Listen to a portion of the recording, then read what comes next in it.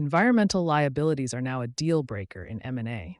Acquirers who treat environmental exposure as a legal formality are discovering it post-close, as valuation write-downs, shareholder litigation, and breach of fiduciary duty suits. The conditions that created that exposure are accelerating. Environmental liability has always been a factor in mergers and acquisitions. It is now a deal variable of a different order. What was once assessed as a manageable compliance cost, something to be indemnified, escrowed, or insured, is increasingly showing up post-close as a balance sheet event, plummeting valuations, securities litigation, and breach of fiduciary duty suits against directors and officers. The conditions creating that risk have sharpened in the past 18 months. A federal PFAS designation under CERCLA took effect in mid-2024 and was reaffirmed in September 2025. Insurance markets are tightening coverage terms and raising premiums on environmental exposure. And survey data suggests that deal pricing is now explicitly sensitive to sustainability credentials in ways it was not 3 years ago. For executives overseeing corporate development, the question is no longer whether environmental due diligence matters. It is whether the processes and governance structures currently in place are adequate to surface liabilities before they become post-close surprises. When environmental liabilities surface after a deal closes, the consequences can be severe, plummeting valuations, securities litigation, and breach of fiduciary duty suits against directors and officers. Woodruff Sawyer, July 2025. The PFAS variable, the most significant regulatory development reshaping M&A environmental diligence, is the EPA's designation of PFOA and PFOS, two of the most common per- and polyfluoroalkyl substances, as hazardous substances under the Comprehensive Environmental Response, Compensation, and Liability Act, CERCLA. The designation became effective July 8, 2024, and EPA reaffirmed its intent to retain it in September 2025. CERCLA liability is strict, retroactive, and joint and several. That means an acquirer can inherit full cleanup responsibility for PFAS contamination it did not cause at a site it did not operate, based on activities that occurred decades before the transaction. The financial scale of that exposure is no longer theoretical. In 2023, 3M agreed to resolve claims from U.S. public water systems alleging PFAS contamination in a settlement reported at up to $12.5 billion in nominal value, or approximately $10.3 billion pre-tax present value, as 3M described it in investor materials. Shortly afterward, DuPont, Chemours, and Corteva reached a separate $1.85 billion settlement on similar claims. For acquirers, the PFAS-CERCLA intersection demands a materially different diligence scope than was standard practice 2 years ago.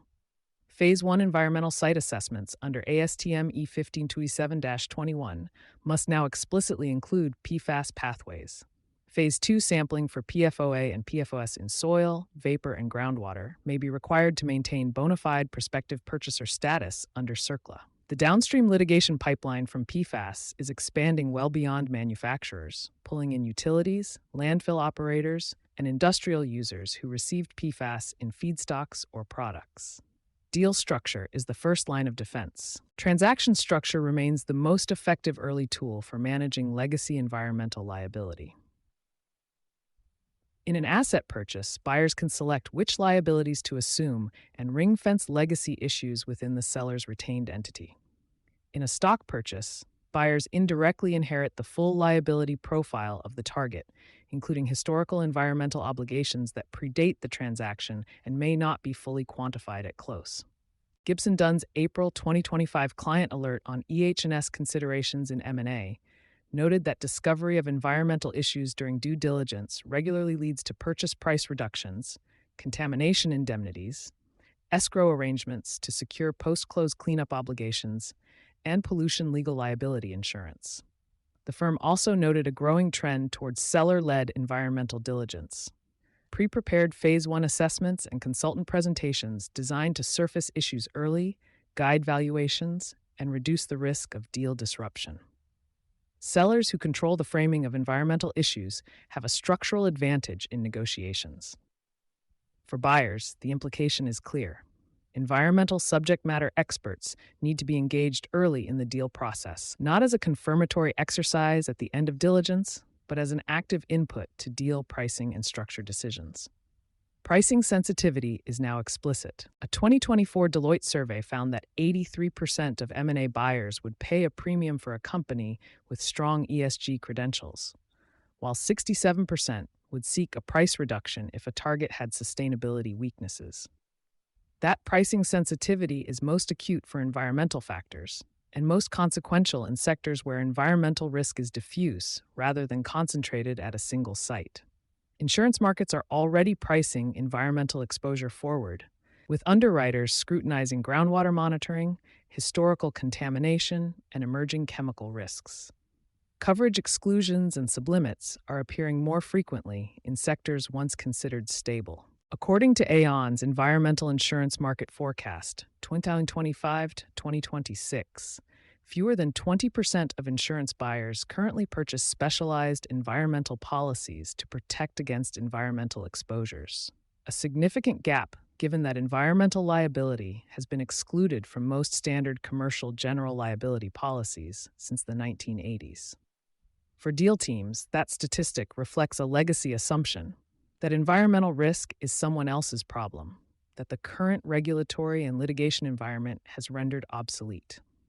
The board's exposure, environmental-related risks in M&A should not be limited to legal and compliance teams. Woodruff Sawyer's July 2025 analysis was direct. If environmental risks are foreseeable but ignored, or if diligence is superficial, plaintiffs may allege breaches of fiduciary duty if those risks surface post-acquisition. Boards have an oversight obligation, not just to sign off on valuation and strategy, but to ensure that management's diligence processes are sufficiently staffed and thorough to uncover risks that could materially impact the company. That standard is harder to satisfy when environmental risk is siloed within a legal department rather than treated as a financial variable with board visibility. For executives currently evaluating acquisition targets, the practical checklist has expanded.